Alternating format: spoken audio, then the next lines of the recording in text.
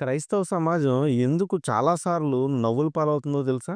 ఎందుకంటే బైబిల్‌లో ఉన్న లోతైన ఉపమానాలను అక్షరాలుగా చదువుకొని, ఆ అక్షరాలకు ఒక రూపాన్ని ఇచ్చేసి క్యాలెండర్‌లో ఫోటోలుగా, గోడలకు పెట్టుకునే వాల్ పేపర్స్‌లాగా మార్చేసాం. కానీ అందులోని అర్థాన్ని ప్రపంచానికి చెప్పటంలో ఫెయిల్ అయ్యాం. ఉదాహరణకి, నేను గొర్రెలకు మంచి కాపరిని, మంచి కాపరి గొర్రెల కొరకు తన ప్రాణమును పెట్టును అని యోహాను సువార్త 10వ అధ్యాయం 11వ వచనంలో ఉంటుంది. ఆయన చెప్పింది లీడర్‌షిప్ గురించి. ప్రాణాన్ని కూడా లెక్క చేయని నాయకుడు గురించి. కానీ మనం యేసు ప్రభువు నిజంగానే గొర్రెలు మేపుతున్నట్టు క్యాలెండర్స్‌లో ప్రింట్ చేసాం. వాల్ పేపర్స్‌లా మార్చేసాం. ఇదిగో నేను తలుపునొద్ద నిల్చుండి తట్టుచున్నాను.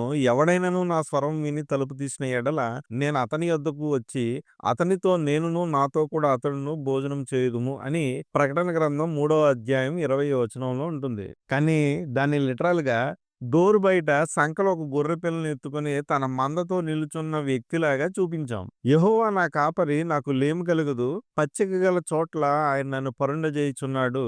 శాంతికరమైన జలముల యొద్ద నన్ను నడిపించుచున్నాడు. ఇది అందరికీ తెలిసినటువంటి కంఠస్థ వాక్యం.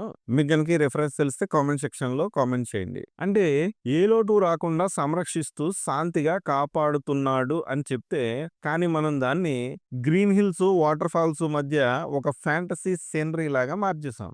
బైబిల్‌లో రాసిన అక్షరాలను కేవలం అక్షరాలుగా పైపైన చదివితే అక్షరాలు మాత్రమే చదవగలం, కానీ అర్థాన్ని గ్రహించలేము.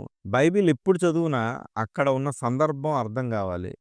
ఎవరితో చెప్తున్నారో అర్థం కావాలి. ఏ పరిస్థితుల్లో చెప్తున్నారో సందర్భాన్ని బట్టి అర్థం చేసుకోగలగాలి. నేనేం చెప్పాలనుకుంటున్నానంటే, బైబిల్‌లో ఉన్న యాక్చువల్ ఎసెన్స్ ఏదైతే ఉందో మనం ప్రపంచానికి సరిగా పరిచయం చేయకపోవటం సరికదా, మనం తప్పుగా అర్థం చేసుకొని అన్యుల మధ్య నవ్వుల పాలవుతున్న సందర్భాలు కోకొల్లలుగా ఉన్నాయి.